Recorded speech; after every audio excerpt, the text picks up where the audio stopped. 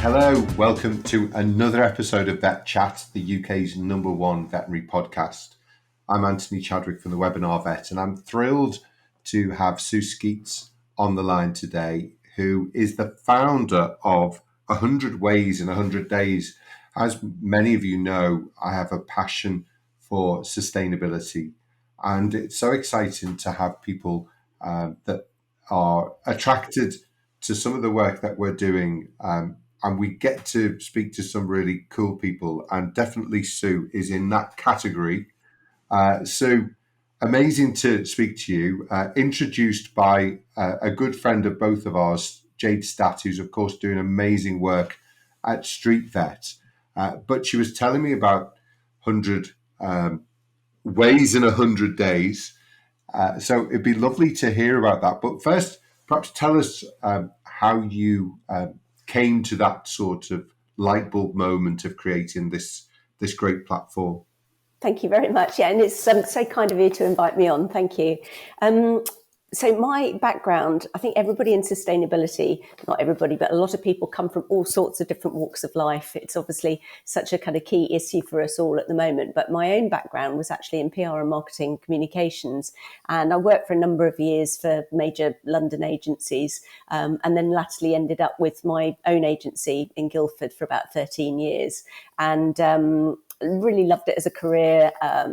Was worked on all sorts of things, from kind of a food and drink, lots of food and drink actually, including champagne, which was fabulous, through to kind of retail, lots of leisure. But actually, quite a lot of clients along the way were kind of pet and vet clients, as I call them. And actually, animals have always been a passion of mine, wildlife, etc., has always been a passion. So it suited me really well. So many years ago, I guess the first one that I worked with was Pet Plan, and actually PR'd the Vet of the Year competition for a few years for them, and had lots of fun and games with them.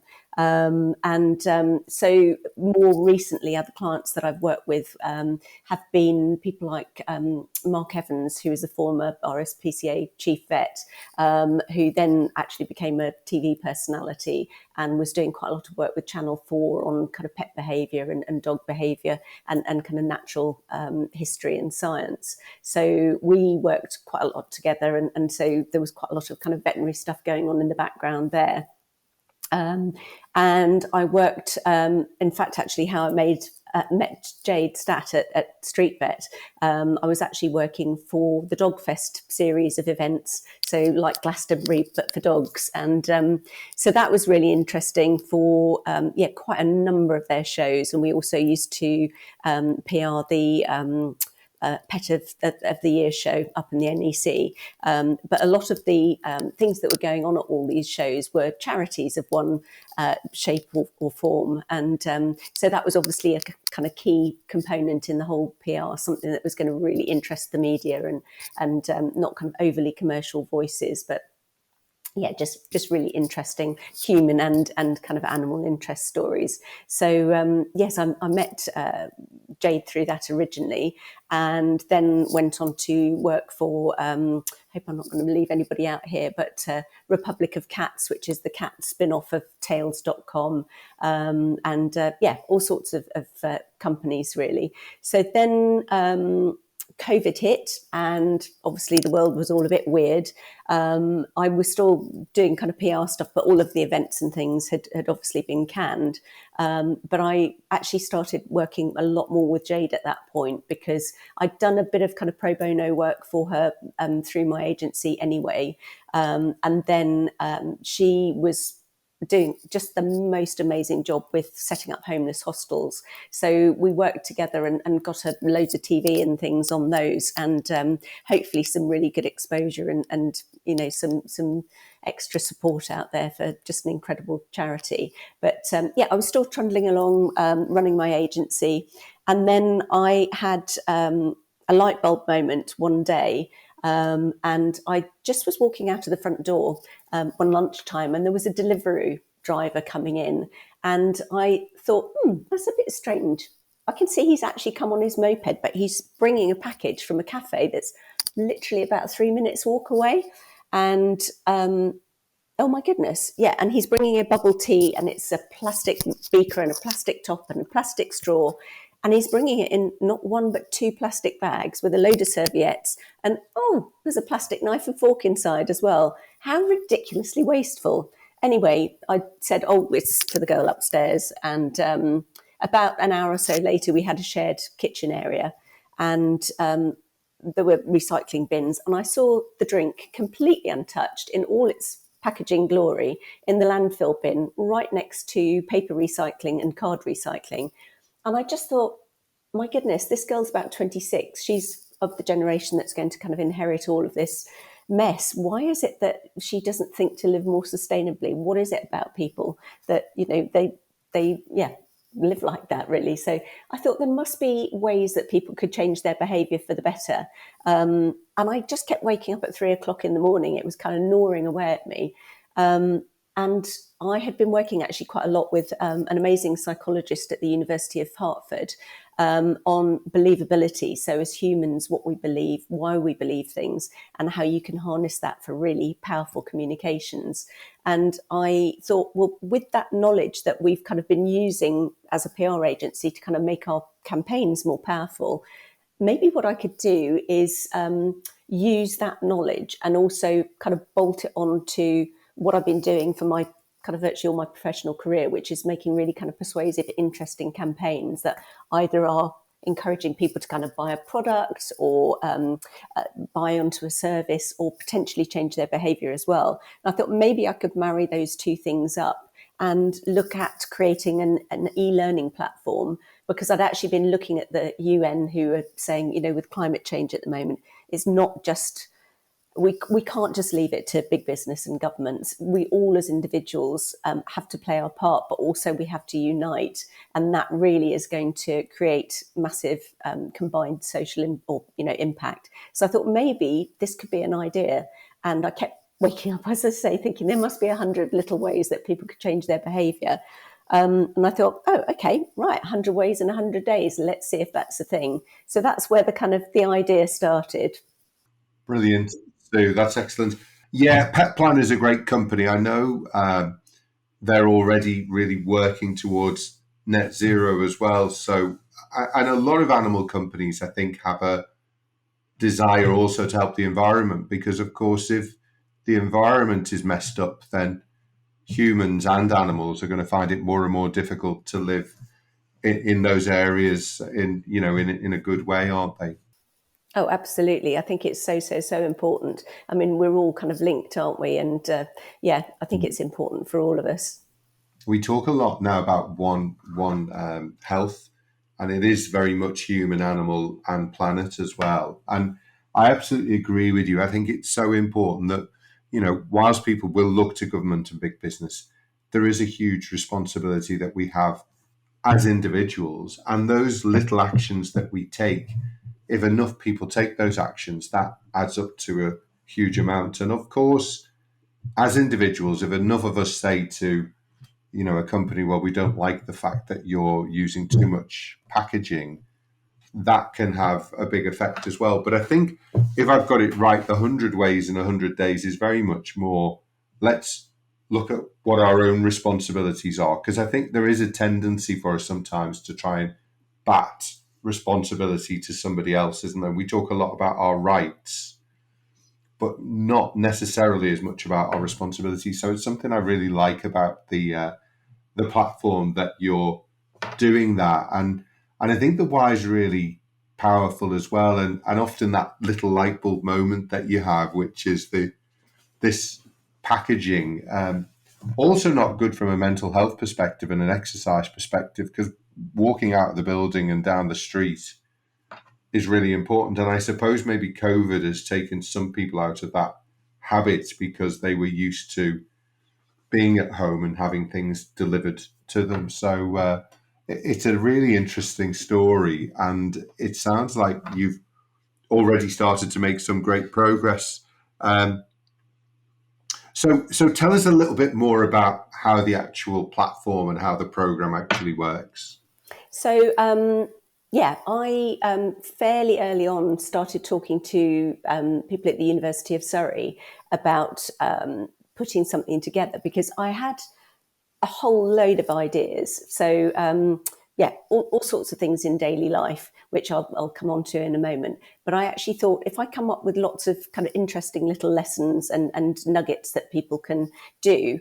I'm not a climate scientist. I know also from my PR career that actually, if you make a statement about something, it's got to be correct, because if you don't get something correct, there's always going to be people who have got an opinion on it or will tell you it's wrong or so on. So I really, really wanted complete kind of credibility in the programme. So the doctoral college actually at the university have been incredible in terms of their support, and they funded PhD researchers to look at a whole framework of sustainability, so that if we make any claims about anything, it's got to have kind of basically gone through a whole kind of tick box process, that there is proper academic backup for all the claims that we make, or it comes from a really kind of reputable charity or NGO, that kind of thing. So we've got, although it's kind of a bit like a pyramid, you'll have a kind of a fun fact about something and what to do with it.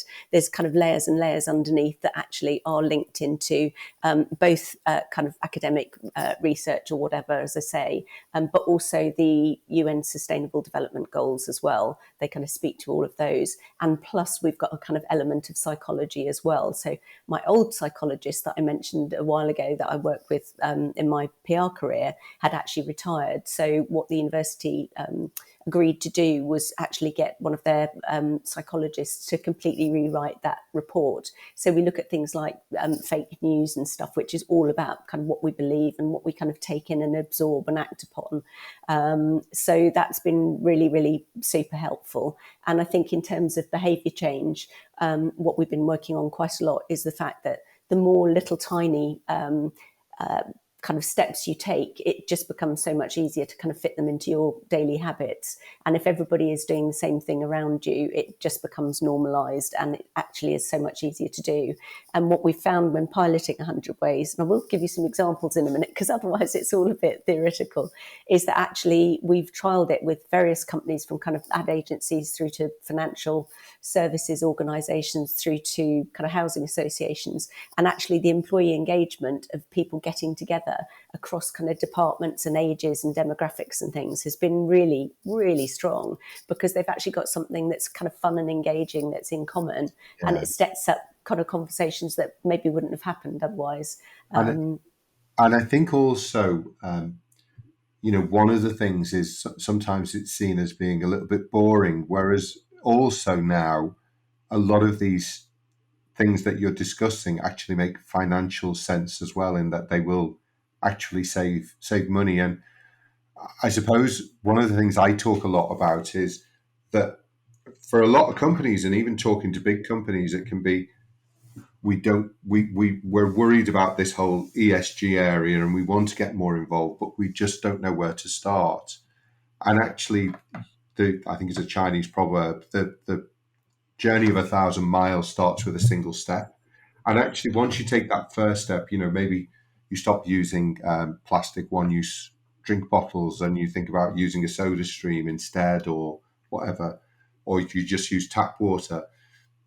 That's a first step, and then you can add another step and another step, which is this nice thing of the program of they are single steps, which presumably the majority are pretty easy to do. But as you get onto the journey and as you're enjoying the journey, you will become a bit more ambitious in the things that you do. So solar panels, which I've had on my house for 14 years, probably aren't people's first step, but at some point, as they learn more and more and they get more excited about it, they're prepared to invest more of their time and money into this journey that they're on.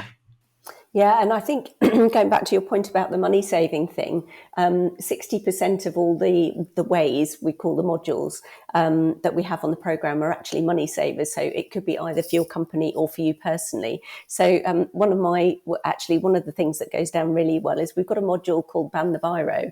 And actually, if you look at all the plastic pens that we've all got in our cars and our drawers and, hanging around the kitchen and things, 1.6 billion of those go into landfill in the States alone every year. So this particular way looks at, look at more sustainable writing.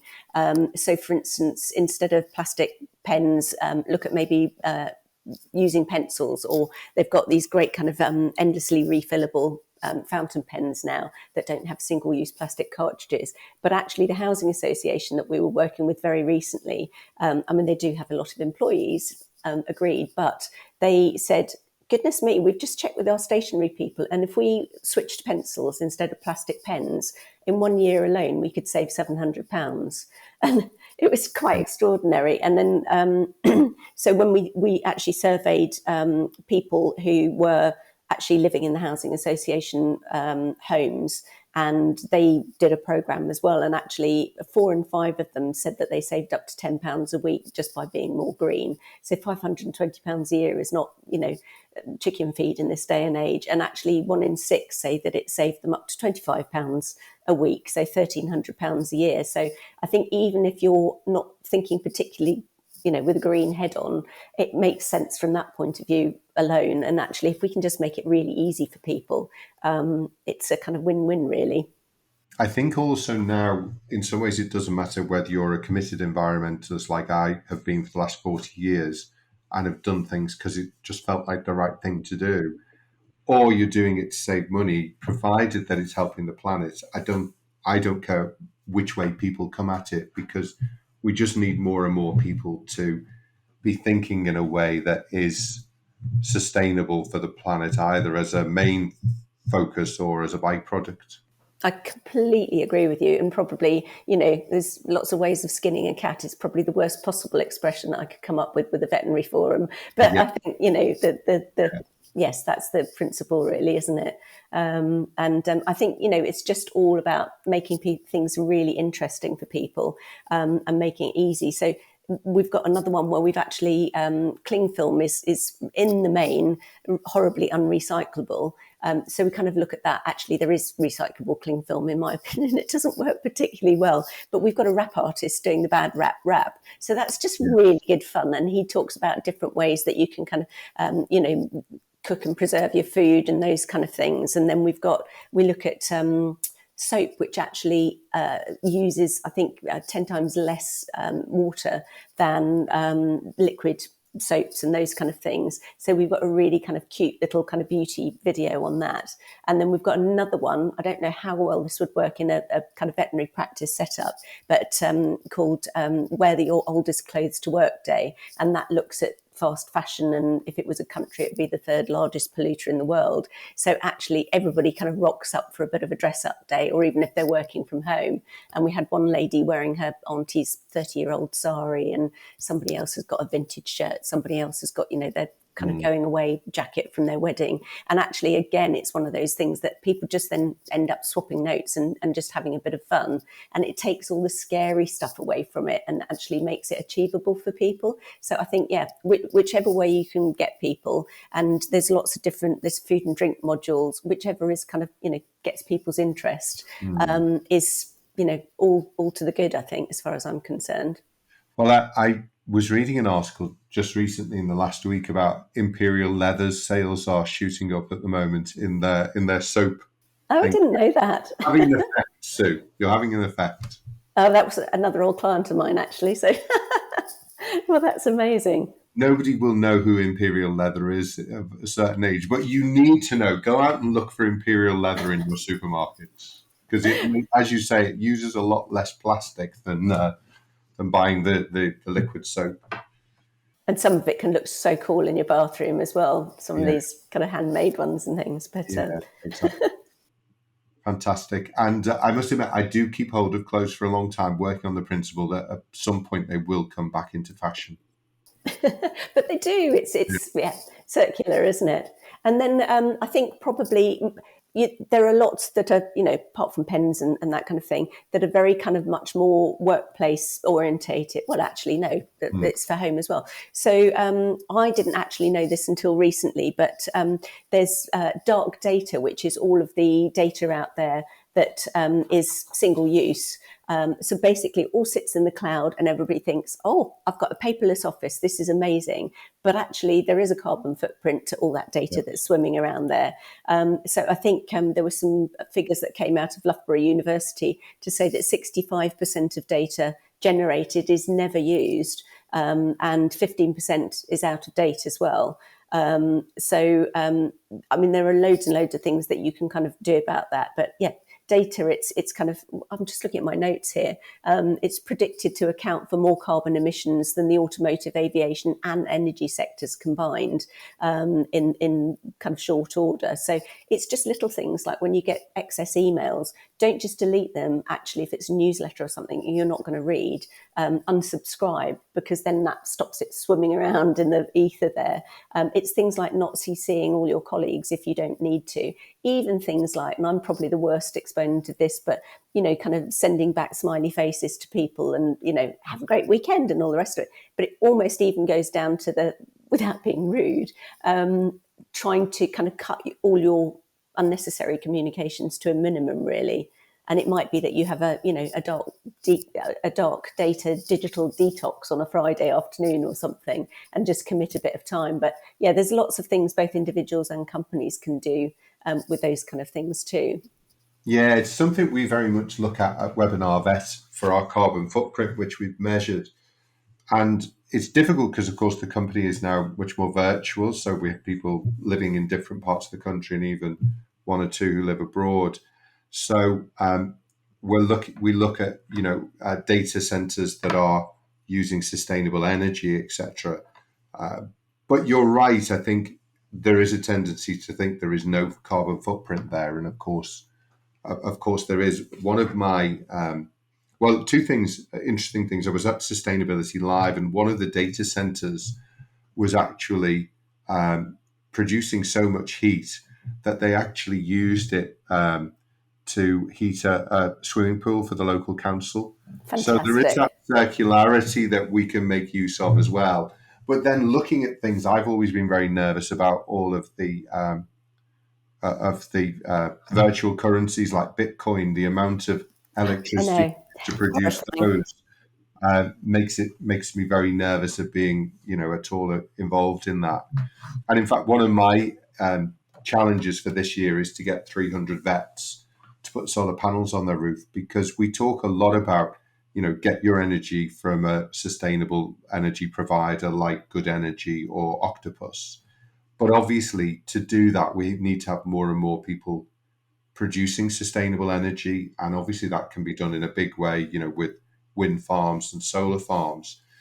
But actually, we all have roofs. And again, as you said, if you have some money to invest at the moment and you invest it in a bank where you get a 5% return, but inflation is at 5%, then in fact, the money is slowly devaluing. Whereas if you stick it into something that produces some common good, be it renewable energy, once you've paid that off, which now I think you can pay off within 5 or 6 years, of course, then it is money that is not only is being invested every year. You're making money from the electricity, but it's also good for the planet as well. So I think renewable energy is a huge part of this, but obviously it's not an easy first step. It's not for everybody because the expense of it. I would love to see more houses being built just with solar panels on their roof to start with. Yeah, it's surprising that it hasn't kind of, gained more traction already, really. But I think some areas of the construction industry are quite kind of slow to catch up. But I mean, others are doing amazing things. I have been talking to, lots of different ones who are, have green running absolutely through their DNA. But it's all lots of stuff to work towards, I think. I think this is definitely something we've been very passionate about, before I started Webinar Vet, but it's been very much a part of our DNA, and we're doing it because it's the right thing to do. But it's interesting because I've been talking a lot about this, and, in fact, Surrey University came to our Veterinary Green discussion forum, a great, I think, advocate of green energy and just of being more sustainable. But I think also companies are more and more being drawn, and individuals, obviously, to companies that seem to give a damn about the environment as well. So those companies who jump on this early, I think there will be a competitive advantage towards it, won't there? Oh, there's huge amounts of research and evidence out there at the moment that says, in terms of talent recruitment, it's absolutely a big win. Keeping people for longer, it's a big win. And also, I think for procurement, if you're trying to kind of sell anything, then procurement departments and things are really requiring people to show green credentials and show that they're on the route to net zero. They're not just kind of planning it, but they're actually doing things about it now as well, which probably isn't quite so relevant in the kind of veterinary side. But I think it's going to be absolutely everywhere, but certainly in terms of recruitment and I think also customers as well. If you've got a green practice, I mean, personally for me, if I had 3 vets near me and I was going to choose one and one was kind of obviously green and obviously a good practice as well, that's probably the one that I would go for. And I'm sure a lot of people are going to be kind of voting with their feet and their paws and things like that. I loved the idea of the pens, and I loved when I was at school writing with a ink pen, and they have rather fallen out of fashion to the biro. I think it was a Hungarian chap called Biro who I know. Hopefully I won't get sued at some point, but yeah, but obviously that's a really great tip. But perhaps give us a couple of other tips that would be useful for vets or for vet employees that are easy for us to do. Maybe what are your 3 tips that you want to impart as we come towards the end of the podcast? Yeah, so I think probably one of the easiest things that you can do is, I don't know if everybody's heard of Ecosia yet, but essentially, rather than default going to Google or one of the others, Ecosia actually works on 200% renewable energy. So it has its own wind farms and solar and all the rest of it. So it actually puts energy back into the grid. But for every, I think it's 45th search you do, it plants a tree. So you can actually see a little kind of counter on your kind of monitor. So you can kind of keep tabs on what you've been doing. But that for me is just one of the easiest things because, I mean, we all search for stuff so much of the time. And actually you can do it from a corporate point of view as well, so that you can actually kind of sign up. And then again, it's just great for your kind of corporate credentials if you're talking to, customers, stakeholders, et cetera, et cetera. They're kind of growing and growing in strength. So I think, with all of these things, people could probably say, well, Google, it's so big, it's so, AI, it's amazing. And I think obviously AI, it's machine learning. So if you can't find something on Ecosia, maybe you go to Google for a quick search, but then go back to Ecosia because then it will have kind of learnt that it's searching for those things. So the more people use it, the better it gets. But I have found that it's just been amazing the couple of years that I've been using it. And then there's things like I must admit, just so I use Ecosia on my phone. So I was just looking for my phone now, but I don't think it's here because I was just going to show Ecosia on my phone. But for those of you who are video podcasting rather than just listening, but Ecosia is really great. And then just 2 more completely different ones again. So a lot of people are still buying bottled water, and certainly it's no better for your health. And there's all sorts of kind of scientific evidence to show that. But actually, if you're buying bottled water, it's 500 times more expensive than if you're going to get it out of the tap. So it's like paying, I think, £1,500 for a pint of beer or something, which is a bit crazy. So the tip there really is just to, always keep your kind of refillable water bottle by your keys and your phone so that you don't kind of forget it when you go out. Is probably the easiest one.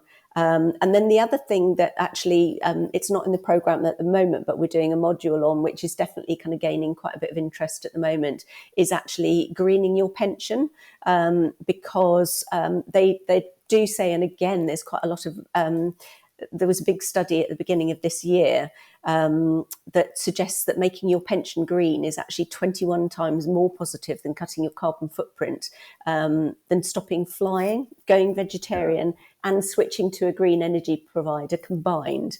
That was from, I don't know if everybody knows Richard Curtis from Love Actually and the kind of brains behind those. But he's set up Make My Money Matter, which is a really interesting campaign. You can go online and check that out. But I think actually, if you're talking to your employer or if you're in HR or whatever, one of the easiest things is actually just look at, what your pension provider is doing, because a lot of pensions are kind of switching to the more kind of green aspects. And actually, if they're not, then there's plenty of others who are doing the right thing and, not necessarily or not at all investing in fossil fuels and things like that, but actually things that are good for the planet, but are also going to get you a return for your pension. So that's a super, super powerful thing to do. And I think particularly a lot of young people, they don't really think of pensions, but actually when they see what a lot of their pension is potentially going to pay for, which is a lot of bad stuff a lot of the time that just, is not on the radar. That's certainly an easy thing that you can do. One of the things that has actually worked out really well on the platform as well, which isn't necessarily to do with just sustainability, was the fact that one of the modules we've got, for instance, is called Nurturing Nature, and it looks at biodiversity and the power of nature, but it's actually quite a kind of mindfulness piece. It's got kind of bird song and babbling brooks and that kind of thing, and people have really, really got into that in a big way. We've got a chat function on the platform, and people have been chatting with each other, talking about how important nature is to them, and in today's stressful lives and whatnot, how much animals and nature and things are important to them. So we've had people kind of saying, I'm just signing up to my local wildlife trust this weekend. Anybody got any other hints and tips? And just saying how much that kind of getting back into nature is really helping them cope with so many everyday stresses and strains and things. That's brilliant, Sue. And I think even just sometimes slowing down to stroke your dog or cat can have a massive difference as well, can't it? Oh, yeah. I mean, it's been shown endlessly, hasn't it? And we all as animal lovers know that instinctively. But yeah, there's just nothing like it, is there? Getting out into nature, cuddling a dog or a cat. Just a final thing, Sue. Obviously, if people are interested in knowing more about 100 Ways in 100 Days, both as individuals, and I think you said that a lot of companies are also using it, how might they find out more about it? So, yes, the website is www.100ways.eco, and that's 100 as in the number 100. So www.100ways.eco. So primarily at the moment, or up to now, the platform has been aimed at employee organisations, so companies for their employees. And it doesn't matter if they're kind of, chairman, or if it's reception or whatever. Everybody, it's kind of works for everybody. But also, hopefully by the time this comes out, or certainly a couple of days afterwards, we're actually going to get a new 100 Ways program, which is designed for individuals. So the company one at the moment runs over a 3-month period. And that's great for kind of behaviour change, and what our psychologist has told us kind of really helps things sink in with people. But also the express one for individuals has got a lot of that as well, but it's just kind of condensed into a shorter time, because I think that's just much easier for people to kind of jump in and really get on with it. So that's that'll be more just over a month, and that will be available to buy on the website in a couple of weeks. So yeah, love people to go there, and we've got lots of interesting stuff about sustainability and amazing people doing amazing things on our blog. Follow us there, sign up for more information, and we'd love to have chats with people and see what we can do together. Fantastic, Sue. I think it's amazing what you're doing. Also, just promulgating that message that the individual matters in this, and that individuals can do a massive amount as well. So thank you for everything that you're doing. And it's been lovely having you on the podcast. It's been such a great opportunity and so lovely to chat to you. Thank you so much. Thanks, Sue. And thanks everyone for listening. This is Anthony Chadwick, the Webinar Vet. This has been another episode of VETchat. Take care. See you soon.